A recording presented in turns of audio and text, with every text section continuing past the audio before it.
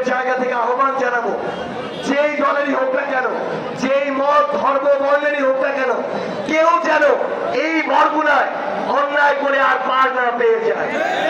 আমরা ঐক্যবদ্ধভাবে ইনশাআল্লাহ আমাদের প্রিয় বরগুনাকে, আমাদের বাংলাদেশকে সামনের দিকে এগিয়ে নিয়ে যাব। ইনকিলাব জিন্দাবাদ। আমি শুধু একটাই কথাই বলি, আমাদেরকে বাধা দেওয়ার চক্রান্ত করা হচ্ছে, আমাদের এই পথকে রুদ্ধ করার চক্রান্ত করা হচ্ছে। স্পষ্ট করে বলছি, বাধা দিলে বাঁধবে লড়াই, এমন সেই লড়াইয়ে আমরাই জিতব। প্রিয় বরগুনার তরুণ প্রজন্ম, দীর্ঘ লড়াইয়ের প্রস্তুতি নিতে হবে।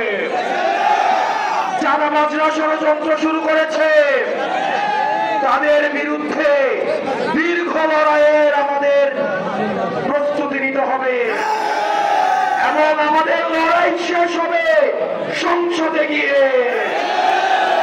বরগুনাবাসী, আপনারা ভালো থাকবেন, সুস্থ থাকবেন, আপনাদের সাথে আবার দেখা হবে। আসসালামু আলাইকুম ওয়া রাহমাতুল্লাহ।